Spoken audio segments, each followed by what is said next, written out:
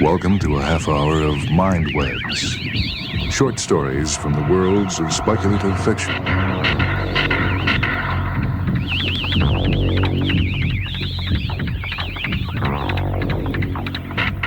MINDWEBS this time comes to you in two parts. First, we do a story from the book Welcome to the Monkey House by Kurt Vonnegut Jr. A short tale entitled Harrison Bergeron.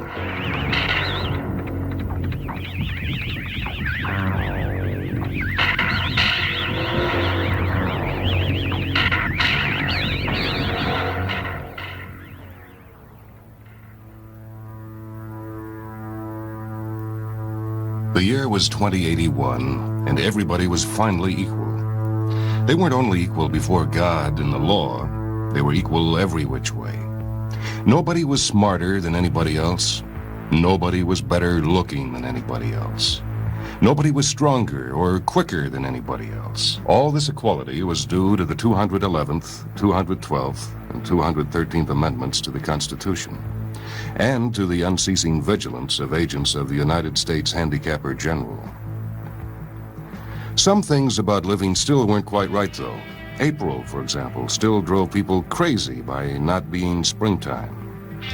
And it was in that clammy month that the HG men took George and Hazel Bergeron's 14-year-old son, Harrison, away. It was tragic, all right, but George and Hazel couldn't think about it very hard. Hazel had a perfectly average intelligence, which meant she couldn't think about anything except in short bursts. And George, while his intelligence was way above normal, had a little mental handicap radio in his ear. He was required by law to wear it at all times. It was tuned to a government transmitter. Every 20 seconds or so, the transmitter would send out some sharp noise to keep people like George from taking unfair advantage of their brains. George and Hazel were watching television. There were tears on Hazel's cheeks, but she'd forgotten for the moment what they were all about. On the television screen were ballerinas. A buzzer sounded in George's head. His thoughts fled in panic like bandits from a burglar alarm, and Hazel said, "That was a real pretty dance. That dance they just did." Huh? That dance. It was nice. Oh, yeah. George tried to think a little about the ballerinas. They weren't really very good. No better than anybody else would have been anyway. They were burdened with sash weights and bags of birdshot, and their faces were masked, so that no one seeing a free and graceful gesture or a pretty face would feel like something the cat drug in. George was toying with the vague notion that maybe dancers shouldn't be handicapped. But he didn't get very far with it before another noise in his ear radio scattered his thoughts. George winced. So did 2 out of the 8 ballerinas. Hazel saw him wince. Having no mental handicap herself, she had to ask George what the latest sound had been. It sounded like somebody hitting a milk bottle with a ball-peen hammer. I think it'd be real interesting, hearing all the different sounds. All the things they think up. Only if I was the handicapper general, you know what I'd do? Hazel, as a matter of fact, bore a strong resemblance to the handicapper general, a woman named Diana Moon Glampers. If I was Diana Moon Glampers, I'd have chimes on Sunday. Just chimes. Kind of in honor of religion. I could think if it was just chimes. Well, maybe make 'em real loud. I think I'd make a good handicapper general. Good as anybody else. Who knows better than I do what normal is? Right. George began to think glimmeringly about his abnormal son who was now in jail, about Harrison. But a 21-gun salute in his head stopped that. Boy, that was a doozy, wasn't it? It was such a doozy that George was white and trembling, and tears stood on the rims of his red eyes. 2 of the 8 ballerinas had collapsed to the studio floor, were holding their temples. All of a sudden you look so tired. Why'd you stretch out on the sofa so as you can rest your handicap bag on the pillows, honey bunch? She was referring to the 47 pounds of birdshot in a canvas bag that was padlocked around George's neck. Go on and rest the bag for a little bit. I don't care if you're not equal to me for a while. George weighed the bag with his hands. I don't mind it. I don't notice it anymore. It's just a part of me. Oh, you've been so tired lately, kind of wore out. Oh, if there was just some way we could make a little hole in the bottom of the bag and just take out a few of them lead balls. Just a few. 2 years in prison and $2,000 fine for every ball I took out? I don't call that a bargain. Well, if you could just take a few out when you come home from work. I mean, you don't compete with anybody around here. You just sit around. If I tried to get away with it, then other people would get away with it. And pretty soon we'd be right back to the Dark Ages again, with everybody competing against everybody else. Now, you wouldn't like that, would you? I'd hate it. Well, there you are. The minute people start cheating on laws, what do you think happens to society? If Hazel hadn't been able to come up with an answer to this question, George couldn't have supplied one. A siren was going off in his head. I reckon it'd fall apart. What would? Society. Oh, wasn't that what you just said? Who knows? The television program was suddenly interrupted for a news bulletin. It wasn't clear at first as to what the bulletin was about, since the announcer, like all announcers, had a serious speech impediment. For about half a minute, and in a state of high excitement, the announcer tried to say the words. He finally gave up and handed the bulletin to the ballerina. That's all right. He tried. That's the big thing. He tried to do the best he could with what God gave him. He should get a nice raise for trying so hard. Ladies and gentlemen, said the ballerina, reading the bulletin. She must have been extraordinarily beautiful because the mask she wore was hideous. And it was easy to see that she was the strongest and most graceful of all the dancers. For her handicap bags were as big as those worn by 200-pound men. And she had to apologize at once for her voice, which was a very unfair voice for a woman to use. Her voice was a warm, luminous, timeless melody. excuse me. She said and began again, making her voice absolutely uncompetitive. Harrison Bergeron, age 14, has just escaped from jail, where he was held on suspicion of plotting to overthrow the government. He is a genius and an athlete, is under-handicapped, and should be regarded as extremely dangerous. A police photograph of Harrison Bergeron was flashed on the screen upside down, then sideways, upside down again, then right side up.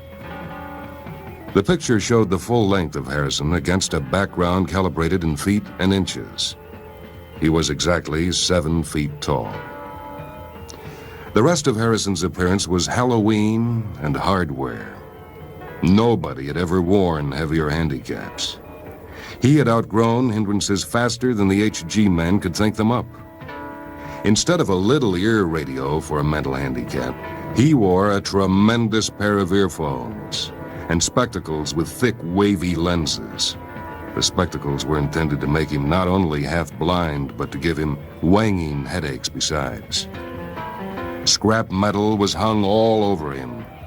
Ordinarily, there was a certain symmetry, a military neatness to the handicaps issued to strong people, but Harrison looked like a walking junkyard. In the race of life, Harrison carried 300 pounds.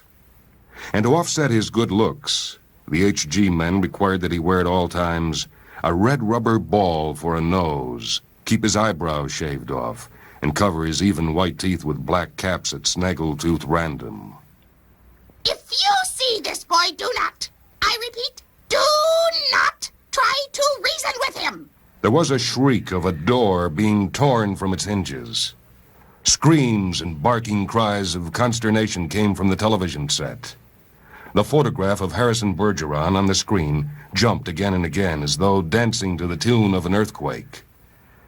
George Bergeron correctly identified the earthquake, as well he might have, for many was the time his own home had danced to the same crashing tune. My God, that must be Harrison. The realization was blasted from his mind instantly by the sound of an automobile collision in his head. When George could open his eyes again, the photograph of Harrison was gone. A living, breathing Harrison filled the screen. Clanking, clownish, huge, Harrison stood in the center of the studio, the knob of the uprooted studio door still in his hand. Ballerinas, technicians, musicians, announcers all cowered on their knees before him, expecting to die. I am the Emperor. Do you hear? I am the Emperor. Everybody must do what I say at once. Harrison stamped his foot and the studio shook. He bellowed, Even as I stand here, crippled, hobbled, sickened, I am a greater ruler than any man who has ever lived. Now, watch me become what I can become. Harrison tore the straps of his handicap harness like wet tissue paper. Tore straps guaranteed to support 5,000 pounds. Harrison's scrap iron handicaps crashed to the floor, and Harrison thrust his thumbs under the bar of the padlock that secured his head harness. The bar snapped like celery. Harrison smashed his headphones and spectacles against the wall. He flung away his rubber ball nose, revealed a man that would have awed Thor, the god of thunder. I shall now select my Empress. Let the first woman who dares rise to her feet claim her mate and her throne. A moment passed, and then a ballerina arose, swaying like a willow. Harrison plucked the mental handicap from her ear, snapped off her physical handicaps with marvelous delicacy. Last of all, he removed her mask. She was blindingly beautiful. Taking her hand, he said, Now, shall we show the people the meaning of the word dance? Music! The musicians scrambled back into their chairs, and Harrison stripped them of their handicaps, too. Play your best, and I'll make you barons and dukes and earls. The music began. It was normal at first, cheap, silly, false. But Harrison snatched two musicians from their chairs, waved them like batons as he sang the music as he wanted it played. He slammed them back into their chairs. The music began again and was much improved. Harrison and his Empress merely listened to the music for a while, listened gravely, as though synchronizing their heartbeats with it. They shifted their weights to their toes, and Harrison placed his big hands on the girl's tiny waist, letting her sense the weightlessness that would soon be hers. And then, in an explosion of joy and grace, into the air they sprang. Not only were the laws of the land abandoned, but the law of gravity and the laws of motion as well. They reeled, whirled, swiveled, flounced, capered, gamboled, and spun. They leaped like deer on the moon. The studio ceiling was 30 feet high, but each leap brought the dancers nearer to it. It became their obvious intention to kiss the ceiling. They kissed it. And then, neutralizing gravity with love and pure will, they remained suspended in air inches below the ceiling. And they kissed each other for a long, long time.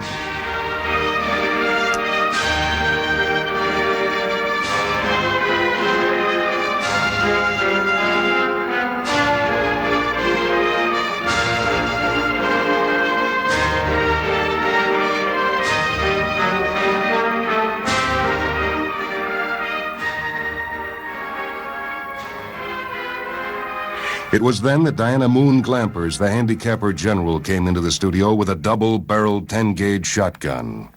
She fired twice, and the Emperor and the Empress were dead before they hit the floor. Diana Moon Glampers loaded the gun again. She aimed it at the musicians and told them they had 10 seconds to get their handicaps back on. It was then the Bergeron's television tube burned out. Hazel turned to comment about the blackout to George, but George had gone out into the kitchen for a can of beer. George came back in with the beer, paused while a handicap signal shook him up, and then he sat down again and said to Hazel, "You been crying? Yep. What about?" Oh, I forget. Something real sad on television. What was it? It's all kind of mixed up in my mind. Forget sad things. I always do. That's my girl. George winced. There was the sound of a riveting gun in his head. Gee, I could tell that one was a doozy. Oh, you can say that again. Gee, I could tell that one was a doozy. I was writing up the day's progress report in the observation bubble, the glass-domed office that juts out from the axis of the space station like the hubcap of a wheel. It was not really a good place to work, for the view was too overwhelming. Only a few yards away, I could see the construction teams performing their slow-motion ballet as they put the station together like a giant jigsaw puzzle. And beyond them, 20,000 miles below, was the blue-green glory of the full Earth, floating against the raveled star clouds. "Station supervisor here," I answered. "What's the trouble?" "Our radar is showing a small echo 2 miles away, almost stationary, about 5 miles west of Sirius. Can you give us a visual report on it?" Now, anything matching our orbit so precisely could hardly be a meteor. It would have to be something we'd dropped, perhaps an inadequately secured piece of equipment that had drifted away from the station. So I assumed. But when I pulled out my binoculars and searched the sky around Orion, I soon found my mistake. Though this space traveler was man-made, it had nothing to do with us. "I've found it," I told Control. "It's someone's test satellite, cone-shaped, 4 antennas, probably U.S. Air Force, early 1960s, judging by the design. I know they lost track of several when their transmitters failed. There were quite a few attempts to hit this orbit before they finally made it." Well, after a brief search through the files, Control was able to confirm my guess. It took a little longer to find that now, in 1988, Washington wasn't in the least bit interested in our discovery, and would be just as happy if we lost it again. But they said, well, we can't do that. Even if nobody wants it, the thing's a menace to navigation. Someone had better go out and haul it aboard, get it out of orbit. That someone, I realized, would have to be me. I dared not detach a man from the closely knit construction teams. We were already behind schedule, and a single day's delay on this job cost $1 million. All the radio and TV networks on Earth were waiting impatiently for the moment when they could route their programs through us, and thus provide the first truly global service spanning the world from pole to pole. "Well, I'll go out and get it," I answered, Control. And though I tried to sound as if I were doing everyone a great favor, I was secretly not at all displeased. It had been at least 2 weeks since I'd been outside. The only member of the staff I passed on my way to the airlock was Tommy, our recently acquired cat. Pets mean a great deal to men thousands of miles from Earth, but there are not very many animals that can adapt themselves to a weightless environment. Tommy mewed plaintively at me as I clambered into my spacesuit, but I was in too much of a hurry to play with him. At this point, I should perhaps remind you that the suits we use on the station are completely different from the flexible affairs men wear when they want to walk around the moon. Ours are really baby space ships, just about big enough to hold one man. They're stubby cylinders about 7 feet long, fitted with low-powered propulsion jets. They have a pair of accordion-like sleeves at the upper end for the operator's arms. As soon as I'd settled down inside my very exclusive spacecraft, I switched on power and checked the gauges on the tiny instrument panel. All my needles were well in the safety zone, so I gave Tommy a wink for luck, lowered the transparent hemisphere over my head, and sealed myself in. For a short trip like this, I didn't bother to check the suit's internal lockers, which were used to carry food and special equipment for extended missions. As the conveyor belt decanted me into the airlock, I felt like an Indian papoose being carried along on its mother's back. Then the pumps brought the pressure down to zero. The outer door opened, and the last traces of air swept me out into the stars, turning very slowly head over heels.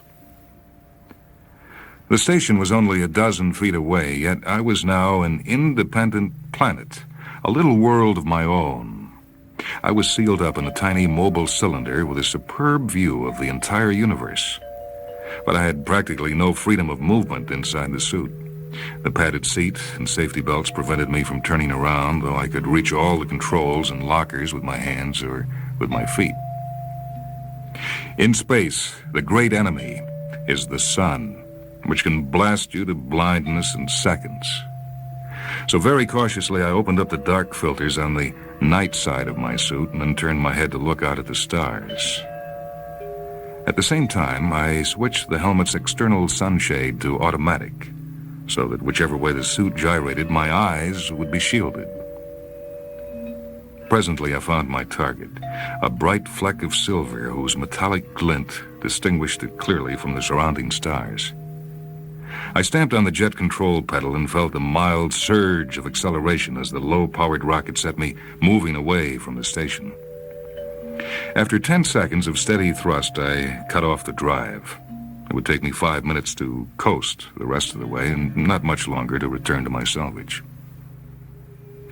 It was at that moment, as I launched myself out into the abyss, that I knew that something was horribly wrong. It's never completely silent inside a spacesuit. You can always hear the gentle hiss of oxygen, the faint whir of fans and motors, the susurration of your own breathing. Even if you listen carefully enough, the rhythmic thump that's the pounding of your heart. These sounds reverberate through the suit, unable to escape into the surrounding void. They're the unnoticed background of life in space. You are aware of them only when they change. Well, they had changed now. To them had been added a sound which I could not identify. It was an intermittent, muffled sort of thudding, sometimes accompanied by a scraping noise. I froze instantly, holding my breath and trying to locate the alien sound with my ears. The meters on the control board gave no clues. All the needles were rock steady on their scales, and there were none of the flickering red lights that would warn of impending disaster. That was some comfort, but not much. I had long ago learned to trust my instincts in such matters. It was their alarm signals that were flashing now, telling me to return to the station before it was too late.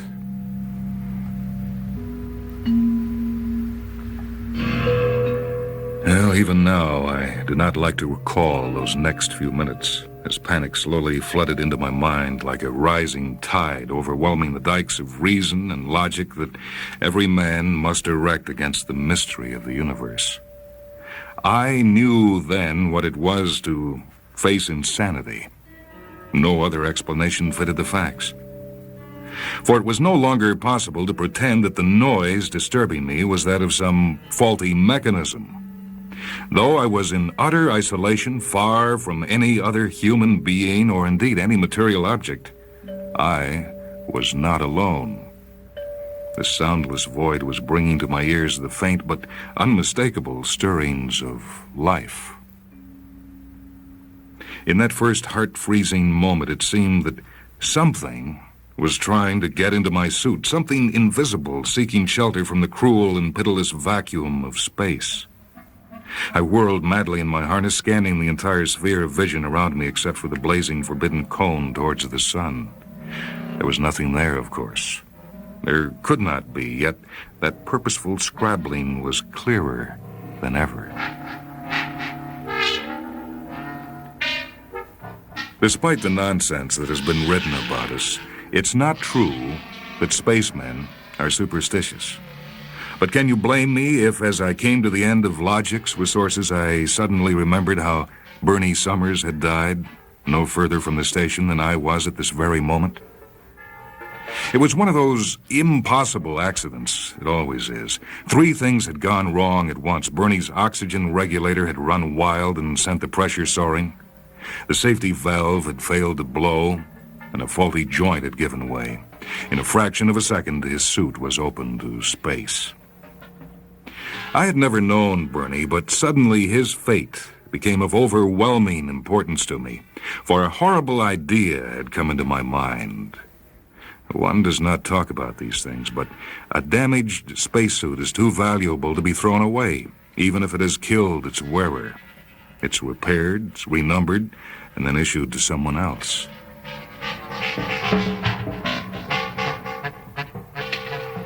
What happens to the soul of a man who dies between the stars, far from his native world?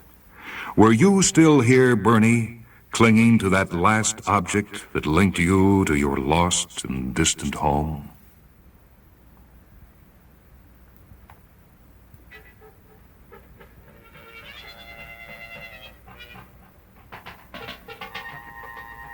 As I fought the nightmares that were swirling around me, for now it seemed that the scratchings and soft fumblings were coming from all directions, there was one last hope to which I clung. For the sake of sanity, I had to prove that this wasn't Bernie's suit, that the metal wall so closely wrapped around me had never been another man's coffin. It took me several tries before I could press the right button and switch my transmitter to the emergency wavelength. "Station," I called. "I'm in trouble. Get records to check my suit." I never finished. They say my yell wrecked the microphone. But what man alone in the absolute isolation of space would not have yelled when something patted him softly on the back of the neck? I must have lunged forward despite the safety harness and smashed against the upper edge of the control panel. When the rescue squad reached me a few minutes later, I was still unconscious with an angry bruise across my forehead. And so I was the last person in the whole satellite relay system to know what had happened.